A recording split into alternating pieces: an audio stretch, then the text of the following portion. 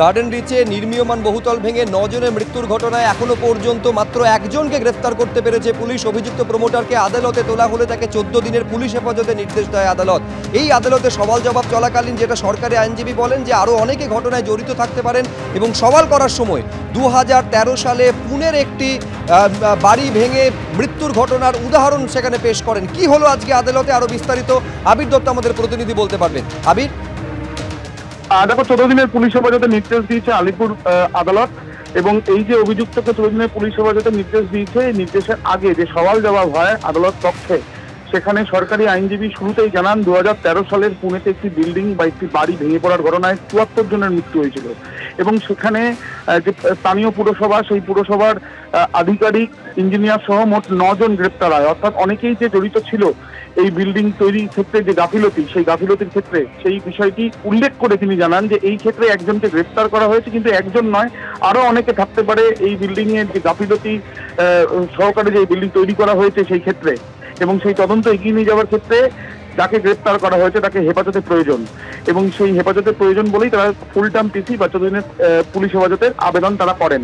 অন্যদিকে অভিযুক্তের তরফ থেকে কোনো আইনজীবী না থাকার জন্য লিগাল এড আদালতের তরফে যেমন দেওয়া হয়, সেই লিগাল এডের একজন আইনজীবী তার অভিযুক্তের পক্ষে সওয়াল করেন এবং জামিন চেয়ে আবেদন করেন এবং তার সঙ্গে তিনি প্রশ্ন তোলেন যে 307 ধারা যে যুক্ত করা হয়েছে এই মামলায় তার বৈধতা নিয়ে।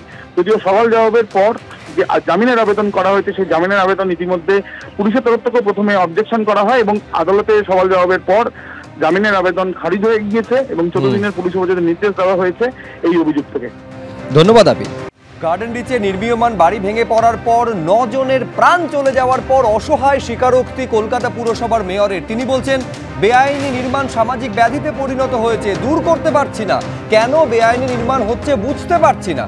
গার্ডেন রিচে বেআইনি বহুতল ভেঙে 9 জনের মৃত্যুর পর এই অসহায় স্বীকারোক্তি মেয়র ফিরহাদ হাকিমের। গতকাল আপনারা জানেন যে অবৈধ নির্মাণ যে হচ্ছে, পুকুর বুঝিয়ে পরপর যে বহুতল উঠছে তা স্বীকার করে নিয়েছিলেন মেয়র, আর আজকে এইভাবে স্বীকারোক্তি তার গলায় ধরা পড়ছে। তিনি বলছেন এই বেআইনি নির্মাণ কার্যত সামাজিক ব্যাধিতে পরিণত হয়েছে, তা নিরাময় করতে পারছি না, তা দূর করতে পারছি না।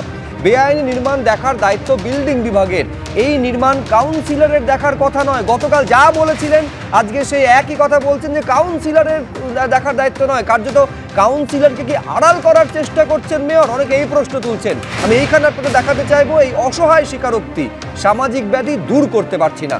কি বলছেন মেয়র দেখুন।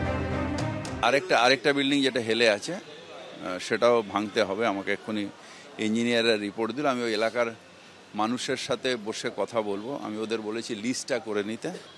তো এটা কেন ওখানে হচ্ছে আমি এখনও বুঝতে পারছি না। এটা হচ্ছিল আমি জানতে পারিনি। এমনি একটা কমন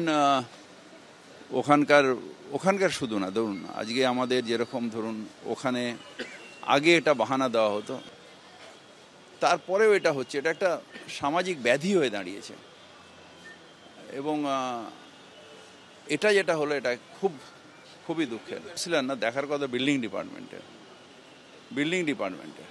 যদি ধরুন আমি কাউন্সিলরকে ছেড়েই দিলাম, বিল্ডিং ডিপার্টমেন্ট যাদের আধিকারিক, যারা মাইনে পায়, তাদের দেখার কথা। তাদের আমরা অলরেডি শোকজ করেছি স্যার, সেটা কি করে আমি জানবো? 23 সাল 21 সাল থেকে আমি বারবার করে কোয়েশ্চন করেছি, ইলিগাল বন্ধ করুন, এসি এবং এইদের রেসপন্সিবল করুন।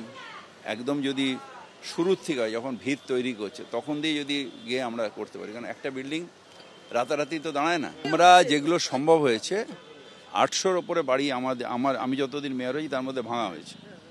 গার্ডেন রিচেই প্রায় 25টার উপরে বাড়ি ভাঙা হয়েছে, কিন্তু এটা একটা এমন সামাজিক ব্যাধি যে আমি দূর করতে পারছি না, কিন্তু চেষ্টা করে যাব।